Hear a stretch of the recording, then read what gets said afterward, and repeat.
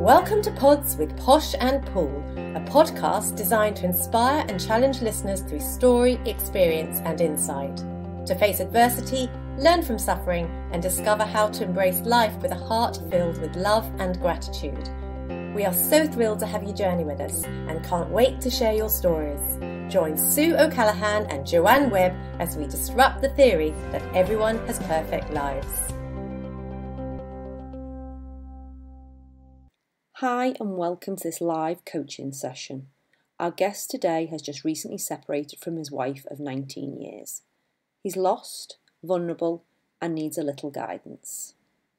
Do you want to just give us a bit of introduction about you and let us know why you've come to see us today? Basically just talk about my wife left me about 3 weeks ago, left the family, which wasn't completely unexpected because we had discussed it. And it basically stems back to about, how long? About a year ago, her auntie died, so she went back to Scotland, and she saw her auntie pass away, so she got there like 4 days beforehand, and then she came back. She was a bit distant and what's life all about, and all this kind of thing, and I think I'm going through a midlife crisis. So that was kind of the start of struggling to deal with the grief because she's very close to her auntie. You've got children? Yeah, 2 boys. So one 17 and one 21. Okay. Yeah. And before she went away, were things happy? I wouldn't say happy because my mum knows it's been up and down in the last, we've been married for 19 years, together 22 years. But first 10 years, she was probably homesick for Scotland, wanted to go home a number of times, so I had to walk on eggshells a bit. And our 2 sons were both born in Scotland, so, but it was too cold for me, so we came back to New Zealand. And then her father got sick, so she went back to Scotland. He had a heart attack, and at the time she was pregnant, and my son, I had to fly back there because I had to get a passport for him to come back to New Zealand. So he was 2 weeks old when he flew back to New Zealand.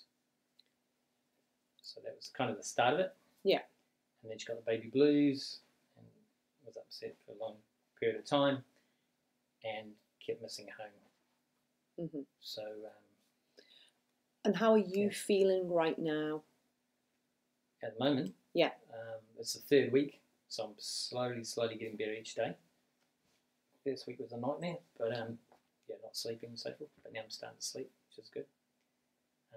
Yeah. Can I ask you what you found attractive in her when you first met her? Probably the accent and the sense of humour, because I lived in the UK for 5 years, 91 to 96. I mean, lots of different nationalities and girls.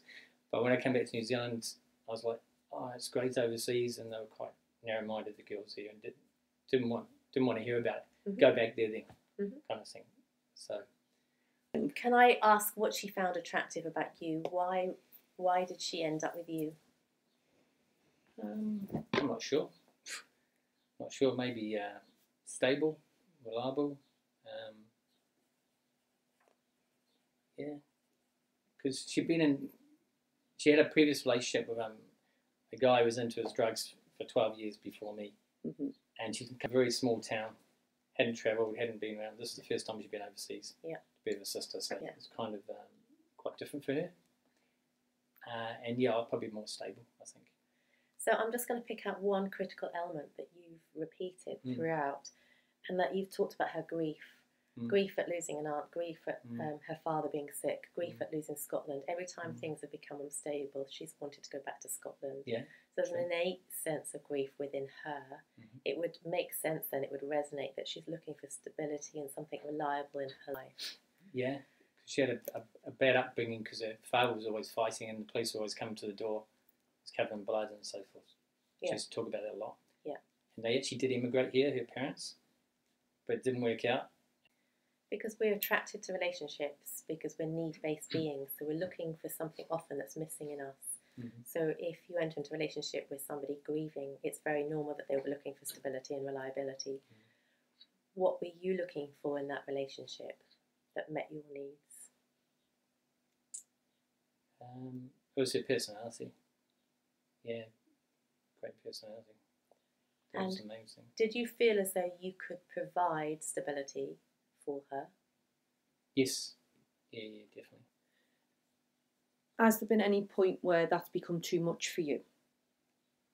No, I was there for the long haul, for sure. Yeah. Were your needs ever met throughout the relationship? Probably not. No. So many times she's let me down. Like didn't go to Mum's birthday this year. Dad's birthday. Dad was 80. Didn't want to go. Doesn't like Dad's partner. Lots of times when we went to go away, she'd have an excuse. I'm not feeling well. We come home. She was in bed at 6 o'clock. My son said it's like Forrest Gump. You never know, a box of chocolates. You never know what you're going to get. And that was it. Mood swings up and down. So I think the critical element with any relationship is when we understand we are need-based human beings, and we look back at the beginning of a relationship and say, okay, these are the reasons we were attracted to each other. We grow and change, and we communicate how those needs are affecting us, or how we can communicate how to grow and change together. If we have healthy communication between the two people, then one can grow and help the other to grow as well. So we empower each other to grow, to transition, and to mature together. So communication is key to relationship, to understanding where each other's coming from. So at this stage where you say that your needs are not being met, and probably you were meeting a lot of her needs, you were the stability and reliability, and there's fraction and her response is to leave, the first case scenario is to communicate. There's been change in our relationship. These were my needs, these were your needs, these are our needs now. Are we looking after each other? Are we protecting each other? Are we growing? But when you separate, there often is a period of time where you need to heal and actually work out what. Am I up? Am I down? What do I feel about the relationship? Is it something I want? Is it something I want to go back to? So obviously you're in a period now where you need to heal you from your experience of the relationship, to have some space. Wouldn't you agree, Jo? I do agree, because we're really habitual creatures. So it sounds to me, the 20 years you've been together, you've been a rescuer, you've been a caregiver, you've been giving, and you've been trying to put the sticking plasters back on, you've been trying to mend what's there, and obviously you've got a deep love for your wife, and that's beautiful, and you obviously love your children. And, you know, that masculinity within that we all have, the masculine energy, is a provider, is a rescuer. But however, it can go over into the negative feminine energy, which is over nurturing, over protecting, and over compensating for people. And you haven't had any of your needs met, really, for as long as you can remember. And you're in this habit. And what happens as humans is we only live within our conscious behaviour about 30% of the time. So everything you're doing is quite subconscious. So you're getting dragged back into this way of being without really much thought process. It's quite mindless. So I would agree with Sue, and I think I would take this opportunity now, as hard as it is and confronting as it is because she's left, but to actually stop and take some time for you to find out who you are, what it is you need, because you're important. You're really important. You've done this, you've been picking people up and helping people get back together. But who's been doing that for you? And really, we need to do it for ourselves. You just shouldn't be doing it for other people either. We need to do it for ourselves, and we all need to be whole, healthy people to move forward and to be better individuals. And of course, we can be there for our friends and family, absolutely, when people go through crisis. But we can't be rescuers. That's our ego, actually, thinking that we can. And we do it with the best of intent. We do it with the heart. But actually, I think now it's time to put all of that back into you, which is going to be quite foreign. Yeah, it is. Because probably just after lockdown, I got a text saying, I think we should have a trial separation, go our separate ways, sell the house, da, da, da. I got it at work, I was like, oh, shocked. You know? And then what's come out is that she wants to see other people. She's come out and said that. So I'm bored, I want excitement. That's what it comes out with all the time. So I've seen the separation coming. When we coach anybody, what we say is the only person you have any control over is you. So she can have her reasons for leaving and whatever. However, for you to become empowered, it's for you to take it back in your terms, because you can't make her come back. You can't make her change her mind. True. However, all that you can actually do is work on you and do things for you and try to, that's what Sue says, heal you. And, you know, when you're walking in your power, she may well want to come back. She may not. But you can't control that either way. The only person you have got control over is you. And it is painful and it is horrible when things come to an end or we're not too sure where it's going and the rug's pulled from under us. However, this is our main message to everyone, isn't it, Sue? It's all about self-love, working on us, for us, doing things for ourselves. Because often you get into a relationship young, you don't even know who you are. Yeah. You don't know your identity. True. And you actually become that other person. You start taking on them and their personality traits.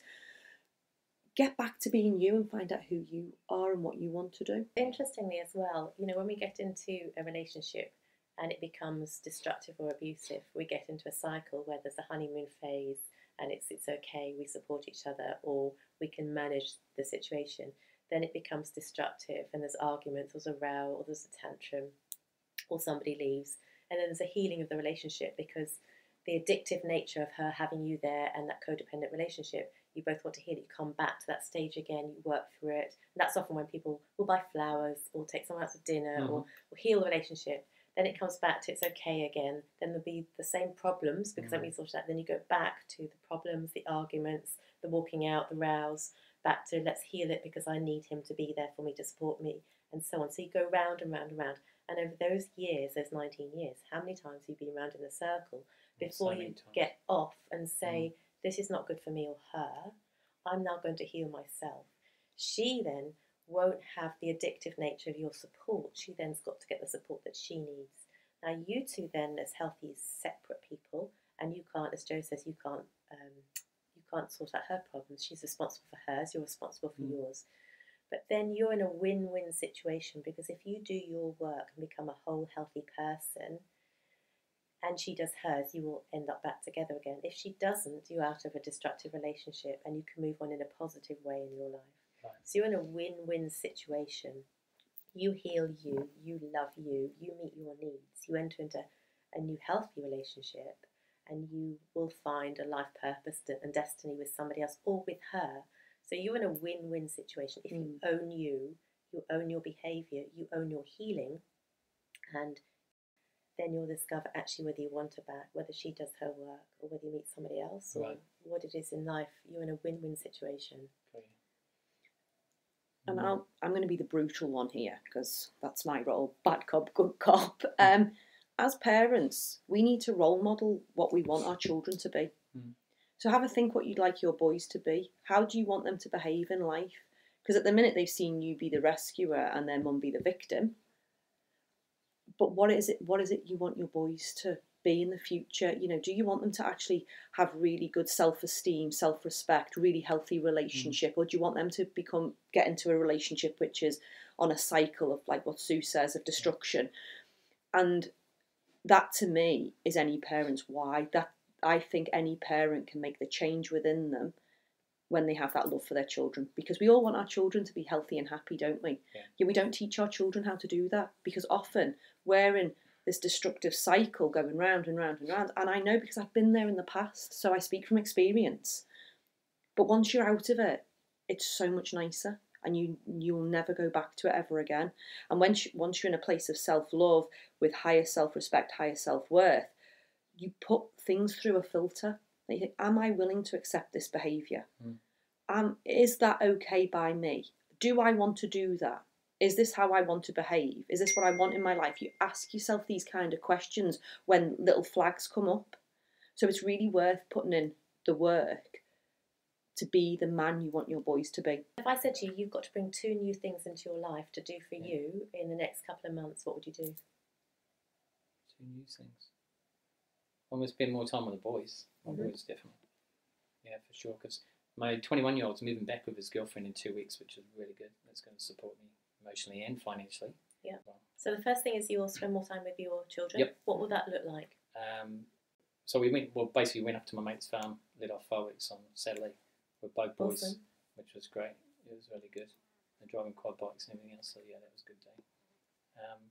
But yeah, just spending more time with them. So when you spend more time with them, are you saying you will do physical activities with them? You'll go out and spend time with them. So it's quality time. My son, he's a Liverpool supporter anyway, so my 21-year-old comes with me every time. And my brother. So we'll go to watch the games. That's Awesome. nice. And what else? Second thing. Second thing. I want to get fitter. Okay. What will that look like? How will you do that? Start running. I was running. I was running with my wife. Just can be running a bit more. So what will that look like over the next couple of months in terms of how much running? How many days a week? It's 2 or 3. And what distance are we talking about? 3 Ks, something like that. So can you build it up over the next couple of months? By the end of a couple of months, what might we looking at in terms of distance? 10. 10K. Could you foresee that you could enter an event? Don't know yet. Have you ever done an event? No. A 5K event? I haven't, but yeah. We challenge you. Okay. All right, yeah. So what we want you to do is to think about, sometimes when we split from relationships, we often think what we're missing. We're missing the person, we're missing the running together, we're missing the conversation, we're missing just having somebody around. And we often focus on the lack. What we want you to do is actually in your mind, think about the positive aspects of the extra things you can now do for yourself. And it might be just in the next 2 months, you're going to do 2 extra things, which is spend more time with your boys and run a bit more. So you're actually building your life as a building block rather than taking away. Right. So the mindset is changing from, I'm not going into lack, I'm going into new creativity, new opportunities, meeting new people. And so that your mindset is shifting from now I can as opposed to now I can't. And then what we'll do is over a period of time, your mindset will shift from, say, Christmas to February, building a couple of new things into your life, or expanding on those things you've already done. You've now got a different connection with the boys, you're spending time with them. Maybe you do something with them in terms of project, or join a community or club or activity with them. So we're building all the time to foresee that you have got this incredible future for you, and people will come and join that journey, and it might be your wife comes and joins that journey for you. But we want you to be so empowered on that journey that you hold your shoulders up high and say, this is my time, this is my journey. If she wants to come and join me on it, she can. I'm now not going to be the rock for her. I'm going to show her that I actually am worthy. I've got self-value, self-worth, self-love, and I'm going to do this for me. And she's welcome to join me if she wants to, but I'm going to go on my journey now. But Sounds how do good. you feel when you hear that? Yeah, well, I mean, obviously I lost a lot of it. That's why I've taken this week off because I couldn't concentrate. So I spoke to the boss and everything else, and they're really good about it. So yeah, but it's good if I can get my my confidence and my esteem back, if you like. Yeah, So and the periods of time that are really hard are those moments in time where there's an anniversary, where there's a birthday, where there's a Christmas, where there's a weekend you're going to go in the caravan. So in advance, what it takes is for you to book something on those weekends or those moments or those days. So you've got something in the diary, so you're not sitting at home thinking, I would be doing this right now. So you feel empowered again on those moments where there's a memory coming back. Because grief is grief, and you're going to go through a huge period of grief because you've had a lifestyle, you've fallen in love with somebody, you've had children with her, so she's a huge part of your life, and we're not undermining that at all. But in those moments of grief, sit with it, don't run from it. And it is what it is. You can sit there and say, this is really hard, this is really painful, I'm feeling really lonely, and that's okay. I'm now going to do something really kind for myself, and I'm going to love myself in this moment. And I know the bigger picture is I'm in a win-win situation. But yes, this time is really hard, and sit in it and be in it. Don't run from it, because that's the healing. what's your advice on communicating with her? Because first week we didn't text, and then started texting just mundane stuff, but then started texting and so forth. And then her sister, who's trying to be neutral, basically said, don't text her. I said I wouldn't, but continue texting. And then the other night when sister went around to where she's staying, she'd had a few drinks and said, Phil keeps harassing me and texting me. Hang on a minute, I'm just going to ask the question. I'm going to put that back on you. What is your solution to the communication? What is your gut instinct to the communication? Well, after I heard that, I haven't texted her since. And then she told her sister yesterday he hasn't been in touch with me. What is your gut instinct as to what you want to do?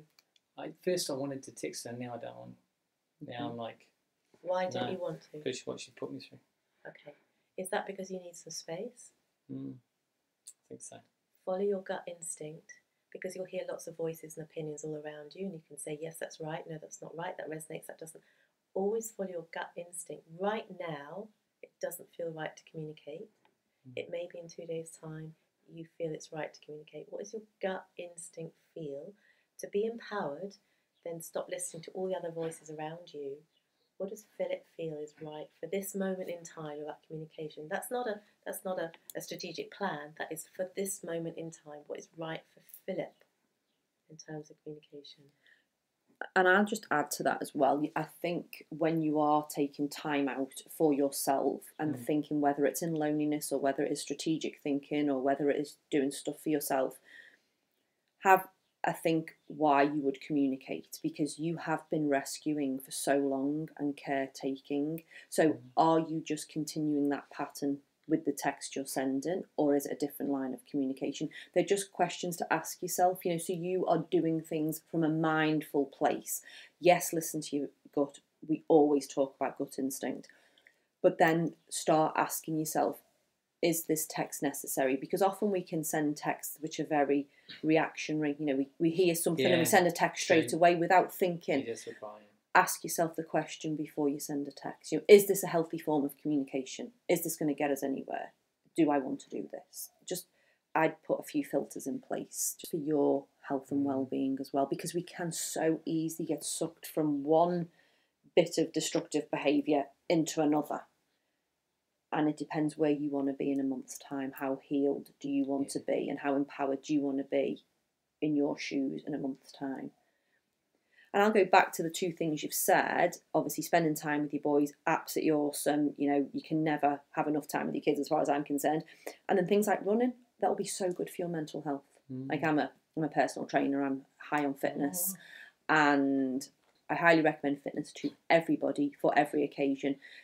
If you are feeling crappy, if you are distraught, leave the house and go for a walk. You know, you'll come back 45 minutes later feeling a lot brighter and a lot lighter. Yeah. Should we leave with some tips? So what were we saying? Yeah. So tips. So as Sue said, introduce the two things into your life that you really want for you, which is spending more time with your boys and start running, because they will all have huge benefits for you. Don't run away from your loneliness and your grief. You know, do sit with it, because if you actually sit with it, you work through it. If you keep bypassing it and going round the wall, over the wall, under the wall, you don't really get through it. Whereas if you sit with the pain and allow yourself to feel it, sometimes it disperses in an hour, sometimes it might take the whole day. But if you allow yourself to sit with it and just accept that pain, you work through it in a natural way. And start just thinking about what it is you want. Start asking yourself questions. Who am I? What is it that I enjoy in life? How do I want my life to look? And start thinking about a bit of a life plan. Yeah. Every day is an improvement. Yeah. Basically. And you know, you'll go forward, you'll go back. That's how grief works. Sometimes, you know, one day in a week's time, you might be engulfed by grief. That's how grief works. It comes up and slaps you in the face. But it might not. Maybe you'll work forward every little step of the way. Just keep going on the path without getting back on the wheel. Okay, great advice. And we'll see you in a couple of weeks if you want, and we'll see how you are, and we'll have a little update, and we can work from there, can't we? How are you feeling right now? Good to talk about it. Sure. And you say you've got a counsellor as well that you're seeing? Yeah, every week, yeah. Good. It's through work, so it's good. It's great. Yeah, they provided that. It's very good. And that's another way that you're empowered as well. Yeah.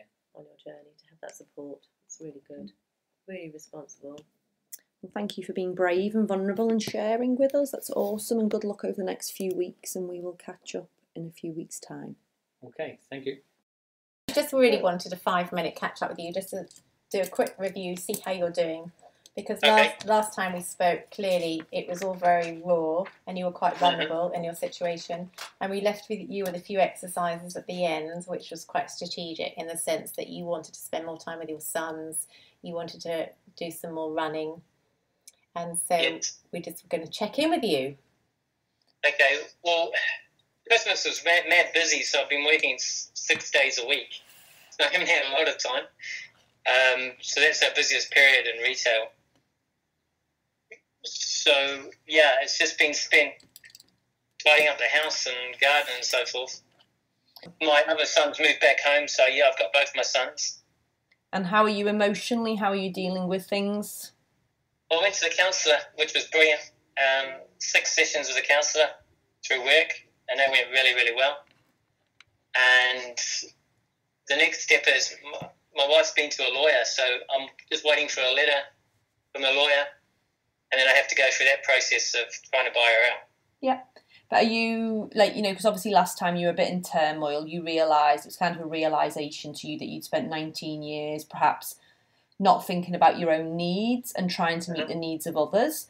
So how are you with that now? Are you having, you know, we asked you to go away and have a think about things, you know, how do you want your life to look? What do you want? What's important to you? Who are you? Have you had a bit more clarity around them things? Yeah, definitely. I'm a lot more positive now because obviously I was quite depressed then. So once we get this sorted with the house, because I'm going to have to get some tenants, I think, to be able to pay a top-up mortgage, then I'll move on. But this is really my focus, is trying to keep the house, not having to sell it. I have to say you sound so much more positive, and your energy is very different from when we spoke to you last time. And I think last time you were very almost shell-shocked and you didn't know which way to turn. You sound as though you are now in control from the point of view. You're being quite strategic. You know, you've got to sell the house. You've got the boys living with you. You've been to counselling. You've been working hard. But you sound very different. Okay, that's good. Yeah, I feel different. That's cool. Much better, much positive. Yeah, so I've told all my friends, so I've got all my support from my friends. It's been really good. Mm-hmm. And obviously my family. Yeah. And obviously you've been working hard over Christmas, which we understand, and you've got your both boys living home with you, which is lovely. Yeah. You know you've got another hurdle to cross, sorting out finances and things like that in a broken relationship, and that's, you know, that comes with its trials and tribulations, but it sounds like you're ready to tackle that head on, which is great, rather than run away and hide from it. Yeah, I have to. I've got no choice. Oh, yeah, definitely. And are you managing to do some running? Seriously, I haven't had a chance. I've been working 6 days a week, and we were working 12-hour days over Christmas, so it's just been mad busy, Boxing Day week, the whole thing. So now it'll slowly settle down. I've got a week off in February, so I'm looking forward to that. That's awesome. So I'll have more time. And this week I'm back to my normal Friday, Saturday off this week. So that's going to make a difference, having 2 days off a week. So it'll be time to start doing things for yourself. Yeah. I mean, I've got to do things like shopping. You know, I want to get a haircut. I'll book that and things like that. And Dad's going to come around on Saturday and help me with the garden, because that needs work. Yeah. So Phil, can I just ask you, obviously you're sounding very positive, but the road to recovery after a split, having been with somebody for so long, is not an easy ride. There's highs and lows, and that doesn't mean, as we're talking and listeners are tuning in, they're thinking it's an easy ride. There will be dark days, there will be hard times.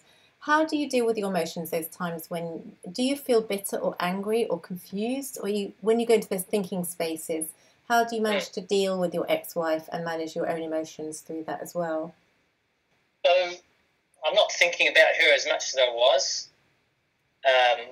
Obviously, I was better because she has another partner now. So the counselling's helped me a lot with that. Yeah. And I kind of realised that's over. I've got to move on. And I messaged other friends, also girls that were our mutual friends, which I've kind of stayed in touch with as well. It's kind of helped because they don't want to choose sides. Yeah. And so that helped me with my feelings, I suppose. Nice. Keeping touch with people. And for listeners who are in the situation you were in a few weeks ago when we first met you, who have recently split and are really struggling with their emotions, what has been the one key thing that has helped you on this journey? Counselling. Yeah. Counselling was a big factor. He was an older English gentleman, and he just went through all the different emotions. So each week we would address something different, because obviously it's an emotional roller coaster, and that helped me a lot with my feelings, for sure. Absolutely. The thing about counselling is finding somebody that you can trust, that you like, that you know that you're in safe hands. It's really important, isn't it? Yeah, he was amazing. Really, really good. I recommend him to anyone.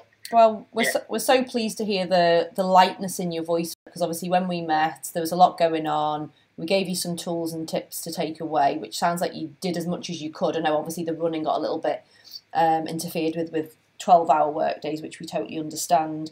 But it definitely sounds like you're doing things for yourself and you're more empowered and know who you are, and that you sound like you've got a whole lot more confidence moving forward. Yeah, for sure, absolutely. And I spent time with my boys when I did get a chance. So like we were out New Year's Eve and things like that. So that was really good. I enjoyed that.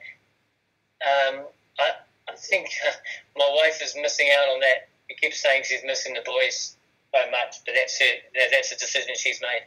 Mm-hmm. And that's very empowering for you to be able to say that's a decision she's made, because you're not responsible for her decisions and the outcome of those decisions. You're not responsible for rescuing her either. No, that's right. Yeah, exactly. If there was one key message you'd like to leave to listeners who are struggling with their own emotions at this time and thinking that life will never change and that they're in a depression and can't see hope, what would you say? Yeah, there is light at the end of the tunnel. Yeah, it does take a while, for sure. But yeah, speak to your friends, because I didn't do that for the first few weeks. Well, my family, I kept it a secret. But yeah, it definitely helps to talk about your feelings, for sure. It's a really powerful one because, as we know, we've got man pods, and that was brought about because men got in touch with us to say, they definitely want to talk about their feelings, but they didn't know how. So it's great to hear that you are talking about your feelings and you've got people to talk with. That's truly awesome. You're an absolute inspiration. We are so grateful that you've come on board, and you've made yourself very vulnerable by telling your story and being honest about your feelings. And so on behalf of people listening who want to do the same and want to find hope, thank you so much for sharing your story and for coming on board. Thank you. And we just wish you well on the future journey as well. It's still a road to recovery. As we say, it's not a smooth ride always. There's highs and lows, but we just hope that those highs increase and those lows reduce as you start to find your identity again and find purpose and meaning and enjoy your boys. Yeah, absolutely. Yeah, for sure. Thank you. Lovely to hear you again. Thanks. Good luck. Take care. Yeah, so back to work. Bye. Bye. Thanks so much for being with us today. For us to inspire others to live their magnificently imperfect life, please subscribe and leave us a 5-star review on iTunes or on your podcast app. You can also follow us on Instagram and Facebook at Pods with Posh and Pool. We can't wait for you to join us on our next episode. Love, light and peace.